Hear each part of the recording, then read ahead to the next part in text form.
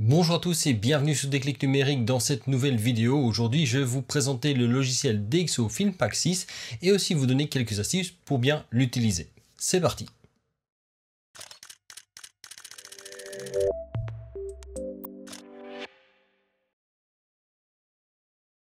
Alors si comme moi, la plupart des rendus qui sortent directement de nos boîtiers numériques ne vous plaît pas, le logiciel ici, DxO Filmpack 6, est peut-être la solution à votre problème. Pour ma part, je l'utilise depuis la précédente version DxO Filmpack 5 et je l'emploie très régulièrement tout simplement parce qu'il m'offre des solutions pour donner un rendu un petit peu plus sympa aux photos et principalement en simulant l'aspect de film argentique. Le logiciel vous permet de partir directement depuis vos fichiers RAW. Il peut également utiliser des fichiers TIFF ou des fichiers JPEG. Bien sûr, l'idéal c'est de partir depuis les RAW. Vous pouvez l'employer de manière autonome, mais vous pouvez aussi l'employer en tant que plugin dans Photoshop ou dans Lightroom ou même éventuellement dans Capture One, même si officiellement ce n'est pas supporté. Et bien sûr, l'idéal, c'est si vous êtes un utilisateur de DxO Photolab 5 par exemple, il vient directement s'intégrer dedans. Je vous montrerai comment tout ça se passe. Alors le logiciel existe en deux versions, en version essentielle et en version élite. La différence principalement entre les deux, c'est le nombre de films et aussi les fonctionnalités complémentaires dans la version élite, notamment la possibilité de pouvoir ajouter des effets graphiques comme un cadre, comme un effet de papier ou des choses comme ça. Inutile d'aller plus loin dans les présentations, on va directement maintenant passer dans le logiciel. Nous voici maintenant ici donc dans DxO Filmpack 6 Elite. Comme vous pouvez le voir ici, j'ai des previews des photos. Alors en fait, quand vous l'employez de manière totalement autonome, vous avez simplement la possibilité d'aller ouvrir un fichier, ouvrir des dossiers et exporter des photos. C'est extrêmement simple, il n'y a vraiment rien de plus que ça. Il n'y a pas de gestion de catalogue intégré. C'est vraiment un logiciel que vous allez pouvoir utiliser pour ouvrir vos fichiers, peu importe où il se trouve. Une fois que vous avez ouvert un dossier, donc par exemple si je veux le refaire ici, je clique sur l'icône en haut, je vais chercher les fichiers d'exemple que j'ai pris sur mon bureau, j'ouvre le répertoire, je fais sélection et à ce moment-là, j'ai mes fichiers qui apparaissent ici. Il m'affiche la preview simplement de ce qui est dans le fichier RAW et à partir de là, je n'ai qu'à faire un double clic sur un fichier pour travailler dessus. Donc par exemple, je vais prendre ici cette photo d'escargot, je fais un double clic dessus et là, j'arrive dans l'interface de base du logiciel. Le logiciel est extrêmement simple à utiliser, son interface est extrêmement épurée. Vous avez les préférences et la gestion des fichiers. Vous avez la possibilité d'enregistrer ou éventuellement enregistrer le style que vous auriez défini vous-même. Les possibilités de visualisation, ce qui vous permet de comparer notamment l'avant-après. Les fonctionnalités de zoom. Quelques outils de modification comme le recadrage, la rotation, ajuster l'horizon et les réglages avancés des paramètres de réglage. La possibilité de naviguer dans les différentes photos. Donc par exemple ici, si je reclique sur la partie gris, je retombe sur mon élément de base, je fais un double clic, je reviens au niveau de l'édition. Je peux avancer et reculer dans les photos. Et à droite, j'ai trois icônes qui me permettent d'afficher en fait ici le panneau, c'est cette option-là. Je peux afficher une vignette éventuellement de l'image et je peux également afficher l'histogramme. Donc ça, moi généralement je les emploie très peu sauf des cas particuliers puisque de toute façon ici on travaille principalement de manière visuelle. En dessous, vous avez à ce moment-là toute la sélection de films qui est disponible. Il y en a quand même un sacré paquet. Alors, il faut juste le temps que le rendu se fasse pour que vous puissiez avoir une preview. Mais une fois que vous avez un petit peu scrollé dedans, vous allez avoir toutes les différentes previews qui s'affichent. Vous voyez que ça ne manque pas. Alors forcément, si vous ne savez pas ce que vous cherchez, le mieux c'est de tester. Mais sinon, vous avez la possibilité aussi, par exemple, de filtrer en fonction du genre. Les simulations couleurs, les simulations noir et blanc, les films classiques, donc c'est-à-dire des simulations de films qui ont déjà existé, des films argentiques, des rendus designer, donc ça c'est plutôt du style qui est déjà du format digital, donc ce n'est pas un rendu de film qui a été copié.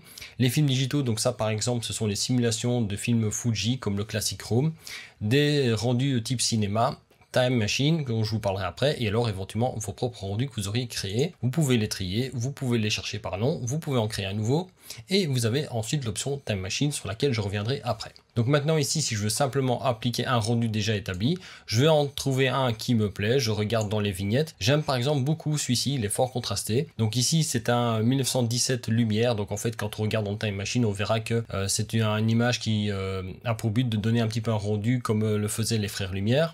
Donc je clique dessus, et voilà, maintenant mon rendu est appliqué, vous voyez que c'est extrêmement simple. Si le rendu vous plaît tel quel, vous cliquez sur enregistrer, vous exportez votre fichier JPEG, et à ce moment-là, le tour est joué. Petite info par rapport à ça quand même, vous pouvez modifier les préférences du logiciel.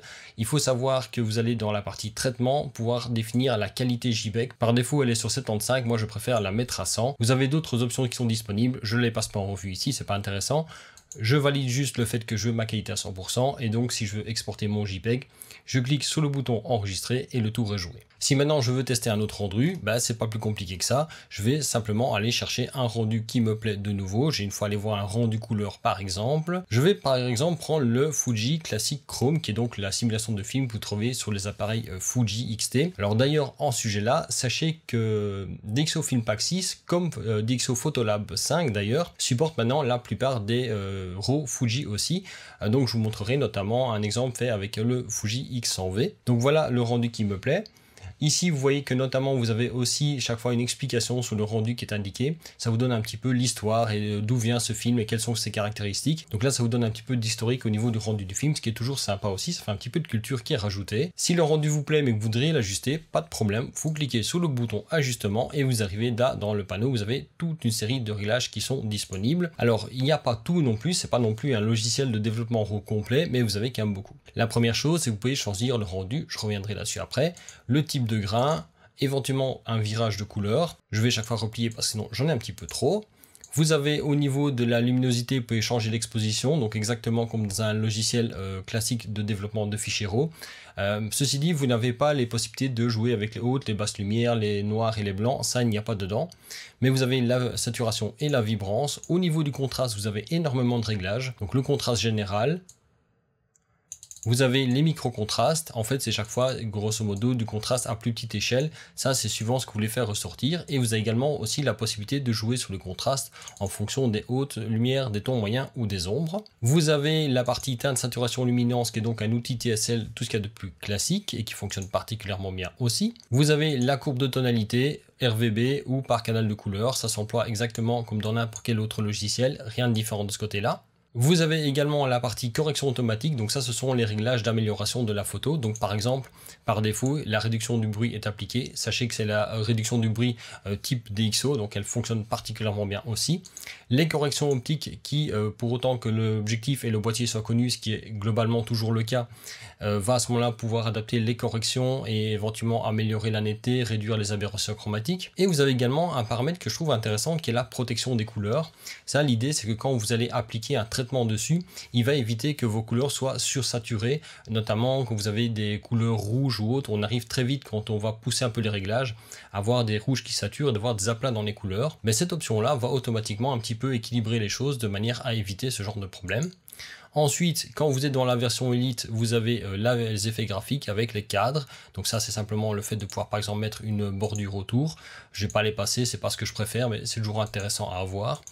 La texture qui vous permet par exemple de mettre un grain de papier dedans, ça peut toujours être sympa aussi dans certains types de rendus. Vous avez les fuites de lumière, ça je trouve déjà plus sympa. Les fuites de lumière, donc c'est simuler le fait que la lumière soit rentrée à l'intérieur du boîtier parce qu'il y avait un manque d'étanchéité, donc ça peut toujours être sympa aussi à voir. Vous avez également les filtres optiques, donc ça globalement c'est comme si vous alliez mettre un filtre de couleur devant l'objectif de manière à altérer le rendu. Donc par exemple vous avez un filtre ton chaud qui va donc réchauffer la photo, vous avez un filtre ton froid qui va la refroidir, et vous avez des filtres de couleur qui permettent de totalement altérer. Par exemple, un filtre vert va forcément rendre votre photo totalement verdâtre. Ça peut être intéressant quand vous voulez faire une conversion vers du noir et blanc parce que ça permet d'intensifier le rendu de certaines couleurs. Vous avez le vignettage créatif, rien de particulier de ce côté-là. On peut mettre du vignettage, le recentrer, on peut définir sa forme, on peut définir les transitions. Et vous avez les options de flou. Alors du flou de vignettage, c'est-à-dire qu'on va flouter sur les bords. Ou alors vous avez du soft focus qui vous permet par exemple de limiter un petit peu la dureté de l'image ou carrément de faire un effet très vaporeux avec la possibilité également d'un petit peu réduire l'effet. Donc voilà, c'est pas ce que je préfère non plus, mais sachez toujours que c'est présent. Voilà toutes les possibilités que vous avez au niveau du traitement de vos photos. Donc par exemple ici, cette photo je la trouve globalement bien, mais je la trouve un tout petit peu trop claire, donc je vais réduire un tout petit peu l'exposition comme ceci, et je pense que là j'ai un rendu qui me plaît. Si je fais un avant et après, vous voyez qu'en gros j'ai utilisé un film déjà prédéfini, j'ai ajusté un tout petit peu l'exposition, et là j'ai un rendu qui me plaît. À partir de là, libre à vous de faire toutes les corrections que vous voulez faire. Vous n'êtes toutefois pas obligé d'employer les styles prédéfinis, vous pouvez totalement partir de rien. Donc ici, je vais simplement revenir sur la bibliothèque. Donc je vais prendre une autre photo, par exemple la photo de mon chat, et on va voir comment on peut directement faire l'édition directement sans partir d'un preset. Donc ça veut dire qu'au lieu d'utiliser un preset qui est là, je vais directement aller dans les ajustements, et je vais simplement procéder étape par étape en fonction de ce que je veux obtenir comme résultat. Donc première chose, je vais aller chercher un rendu. Alors il y a un rendu que j'aime beaucoup dedans dans les négatifs couleurs, c'est la Superior 200. Voilà, ça fait bien ressortir directement, on a un résultat qui est intéressant. Vu que j'ai envie de donner un effet un petit peu ancien, je vais également appliquer un grain, je vais aller chercher dans négatif couleur, supérieur de 200. Vous pouvez choisir au niveau du grain, par exemple, le type de pellicule, du 24-36, du moyen format, parce que ça change un petit peu la structure du grain. Donc il faut savoir que DxO, là derrière, ils ont analysé des centaines, des milliers de photos pour aller justement aller rechercher un petit peu l'altération des photos par rapport au grain, par rapport aux couleurs, etc. Et donc c'est ça qui nous permet ici, avec le logiciel, de reproduire des rendus très proches de ce qu'aurait été fait avec un film de ce genre là. Donc si je vais laisser 24-36, je ne veux pas faire de virage, qu'est-ce que je vais faire encore ici? Je vais un tout petit peu augmenter l'exposition, un tout petit peu comme ceci, voilà. Je trouve qu'il y a un tout petit peu de contraste en trop dans les ombres, donc je vais un petit peu réduire le contraste dans les ombres ici, voilà. Dans les hautes lumières, je voudrais qu'elles disparaissent un peu, donc même chose, je vais réduire un peu le contraste dans les hautes lumières, c'est très soft, mais ça permet d'éliminer un peu de la dureté là, parce que finalement, il n'y a que la tête de mon chat qui m'intéresse. Je trouve certaines couleurs un peu trop présentes quand même, l'orange je le trouve un peu trop pétant, donc ici, dans la partie teinte et saturation, je vais aller dans le canal orange et je vais réduire un tout petit peu la saturation comme ceci, pour que ce soit un petit peu plus à mon goût. Et là je pense que je suis bien, donc je vais maintenant en fait ici juste voir si éventuellement je peux pas faire quelque chose de sympa avec un filtre de couleur. Je vais essayer de mettre un filtre ton chaud pour encore un peu réchauffer l'ensemble de la photo. C'est un petit peu too much, je vais réduire un tout petit peu, parce que ça permet d'un petit peu réchauffer l'ambiance. Et au niveau du vignettage, je vais en rajouter un petit peu, je vais voir ici, je vais le mettre trop fort, on va voir après. Je vais faire un cadrage arrondi. Au niveau des transitions, elles sont propres, donc ça c'est bon. Et le milieu, je vais le pousser au maximum. Et maintenant, je vais revenir à l'envers. Voilà, je vais mettre un tout petit peu de vignettage. Et un petit peu décalé comme ceci. Voilà. Et vous voyez que comme ça, simplement en parcourant les différents panneaux, je peux totalement faire un style sur base de quelque chose qui existe. Ou alors, je suis simplement pas obligé, je peux juste traiter les couleurs et tout le bazar, ça fonctionne particulièrement bien. Si jamais vous êtes en noir et blanc, la partie TSL forcément disparaît, mais vous allez pouvoir à ce moment-là gérer la densité des différentes couleurs, donc la luminosité captée pour chacune des couleurs. Donc ça fonctionne à peu près comme la plupart des logiciels de ce côté-là, aucun problème. Et une fois que c'est fait, tout ce que vous allez faire, c'est enregistrer le fichier.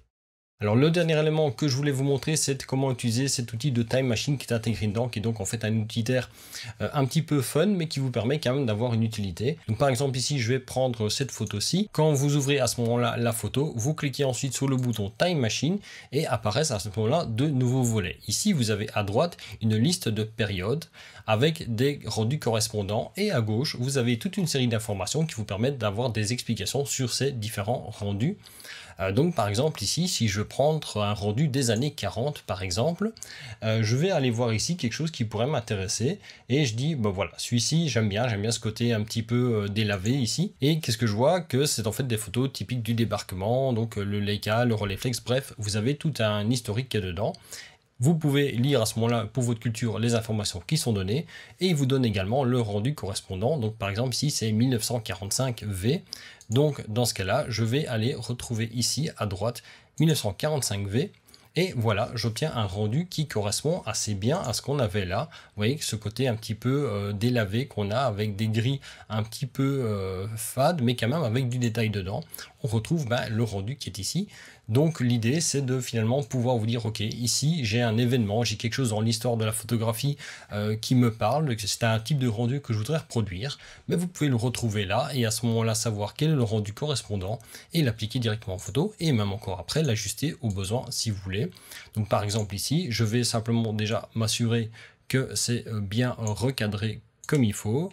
Tac, je vais bien aligner ici, je fais appliquer pour l'alignement. Au niveau du recadrage, je vais un petit peu resserrer, on va mettre ça en 4 par 3, voilà comme ceci. Je vais relever comme ceci et appliquer. Et voilà, ma photo est maintenant éditée. Je pourrais encore la traiter si je veux, mais si maintenant c'est le rendu qui me plaît, ma photo est terminée. Donc si vous utilisez le logiciel de manière autonome, ça fonctionne exactement comme ça. Si maintenant vous êtes utilisateur de DxO Photolab 5, dans ce cas-là, c'est encore plus simple à employer, d'autant plus que vous avez à ce moment-là des fonctionnalités complémentaires qui peuvent être vraiment très utiles, notamment la correction de la balance des blancs et des choses comme ça, dont je vous reparlerai après. Dans DxO Photolab, tout ce que vous avez à faire quand vous avez une photo, vous allez forcément dans la partie personnalisée pour l'éditer.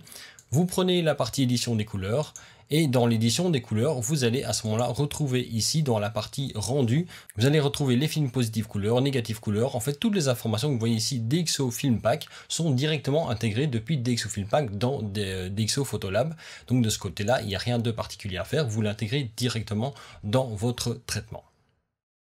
Si vous travaillez dans Lightroom ou dans Capture One par exemple, là l'opération sera un petit peu différente. Là vous ne pouvez pas directement passer de manière intégrée dedans, vous allez devoir passer par une exportation vers le logiciel. Dans Lightroom, vous faites un clic droit sur la photo, vous faites modifier dans, et à ce moment-là vous allez choisir ici DxO Film Pack 6. Vous arrivez à ce moment-là sur le panneau d'exportation, et là il suffit de mettre les bons paramètres. Alors l'idéal, si vous voulez travailler depuis Lightroom dans DxO, c'est de travailler avec un fichier en TIFF. Vous allez mettre à ce moment-là l'Adobe RVB 1998 et en 16 bits de composantes de couleurs. Et à ce moment-là, vous aurez les meilleures conditions pour travailler. Vous faites modifier, ça arrive dans DxO, vous retravaillez dessus, vous sauvegardez et ça revient directement dans Lightroom. Pas de problème pour ça.